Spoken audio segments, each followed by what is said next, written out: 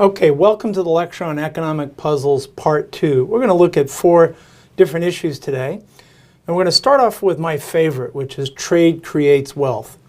And this is another one of these examples where it's useful to do a little thought experiment. So when I walk into class, I will typically ask students to do this, at least do it in their head. We don't actually take on this experiment literally. But I ask them to imagine, what if I were to ask each and every one of you to take all of your personal belongings and put them on your desk?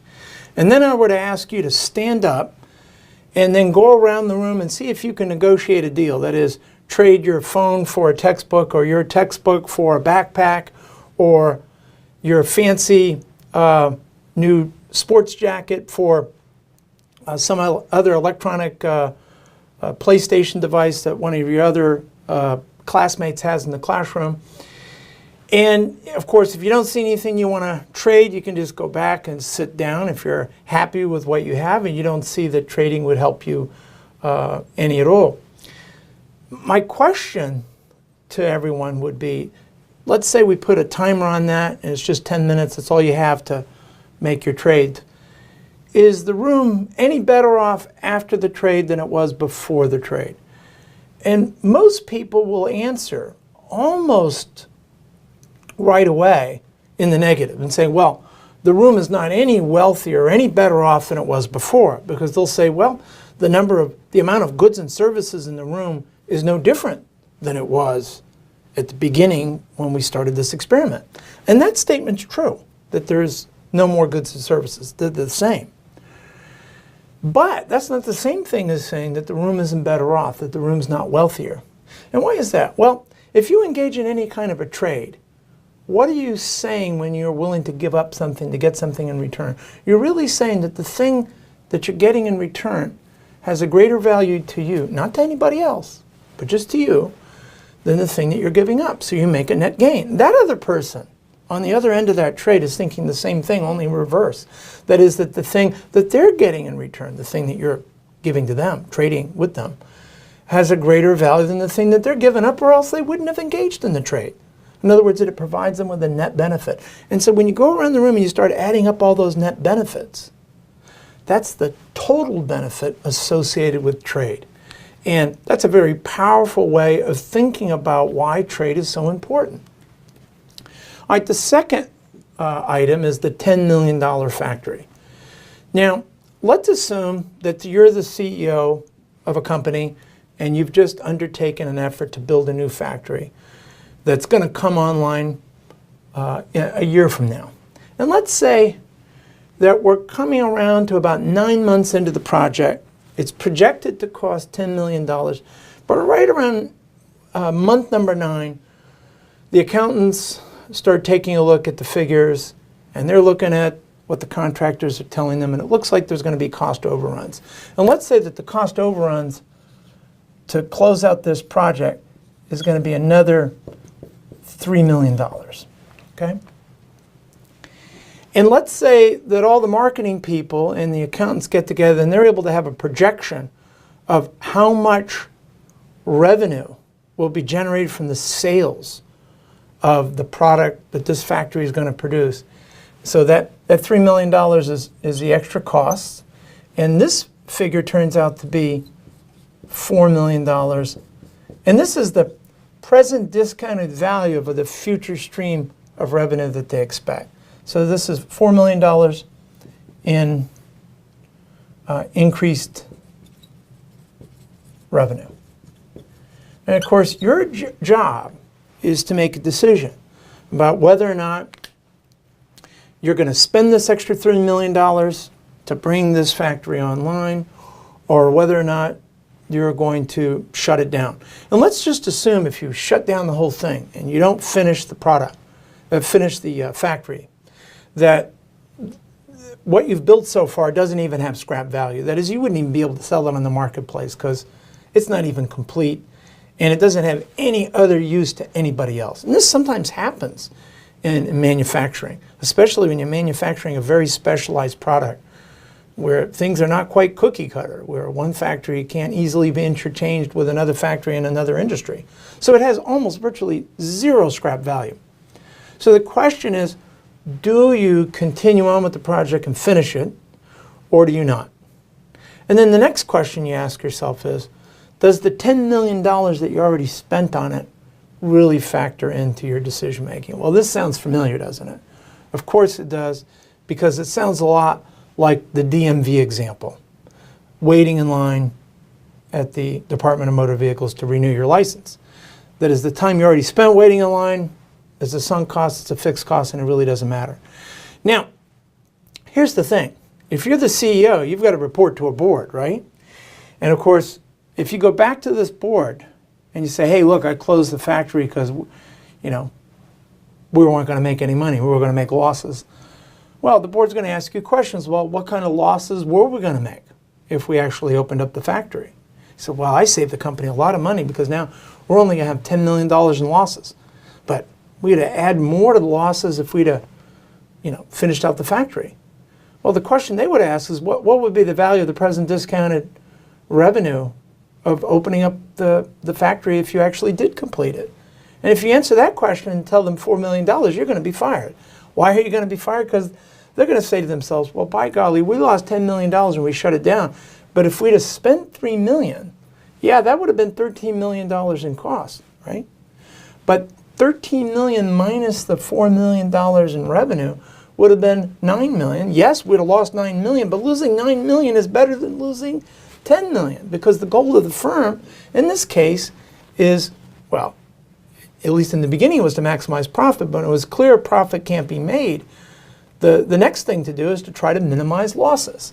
And of course, this CEO made a mistake in worrying too much about the costs that were already incurred and not looking at the marginal revenue versus the marginal cost of continuing on with the decision of finishing out the plant. Number 3, the true cost of college. You will often hear really big figures mentioned, especially for going to college in an Ivy League school that can cost upwards of 60 or 70 or 80 grand a year. And then, of course, even state schools, very famous state schools like Penn State or University of Texas or A&M or UC Berkeley are really very expensive. Not maybe 60, 70, or 80, but 30, 40, 50, still quite a bit of money. And even at 20, at a regular state college that might not be so famous, that's still a lot of money. But it really pales in comparison to the true cost of attending college, because there's books and there's fees and there's room and board and all that stuff, right? Not really, because even those costs are dwarfed by one other thing. And that is, if you go to college, and let's say you go to college full-time and you take 15 hours, a lot of students who leave home and go off to college like that, especially if they're taking a full load and they're way away from home, and especially if they're in a rural area or they're way away from a major metropolis, probably will decide not to work. And in fact, if you're way away from a major metropolis, you might not be able to find a really good job that will give you substantial remuneration. So essentially, you're giving up, during the course of college, the ability to be able to make some money while you're in college. Now, admittedly, if you're just a high school grad, that figure's not going to be that high. But it won't be trivial, because even in a simple retail sales job, you could bring in anywhere between $16,000 and maybe up to $22,000 a year as a floor sales associate, right? Or a salesperson, you know, for a telemarketer, or in any other kind of retail establishment. Those monies, while you don't see them written down anywhere because you're not actually paying them to anybody, those are monies that are foregone costs. Costs that you never actually see, but they're relevant. So they actually have to be figured in to the true cost of attending college. And often, and even if you just look at just, let's say, the low side, $18,000 a year times 4 years, that's $72,000. And sometimes that cost, especially versus the cost of actually attending a state school, can often dwarf that figure, right? So we really have to be careful. The true cost of attending college is the explicit cost of the tuition, the books, and the fees.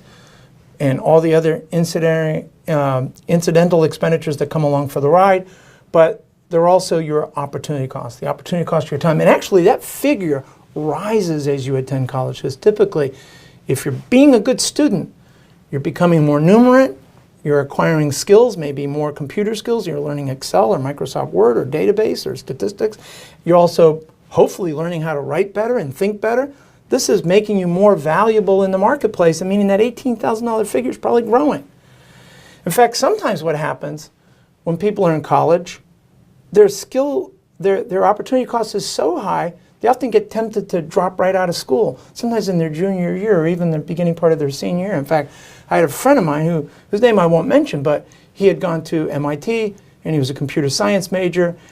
And in his senior year, some recruiters came on campus and offered him a salary of $65,000 a year as a computer programmer. And this was back in the early 80s, so that's quite a bit of money. You could take that and easily double that figure, and that today that would be about $130,000. That was a price or a salary that was really hard to refuse. And in fact, he did choose to not finish at MIT and took that job. Later on, he finished the credits that he needed to finish and got his degree. But you see what we're talking about here. This happens to athletes too, college athletes who maybe they have one more year of eligibility in college to play ball for the NCAA, but if they know they could enter the draft and earn millions, well, those millions usually exceed their opportunity, exceed any other opportunity costs they otherwise would have had in the absence of that potential draft scenario. The last thing has to do with the buying and selling of stocks. Now, typically, we are told from a very early age that if we want to retire and retire well, we should be investing. Invest some in stocks, invest some in bonds. Be prepared for the day in which you eventually retire and you're no longer earning any income. That's still true.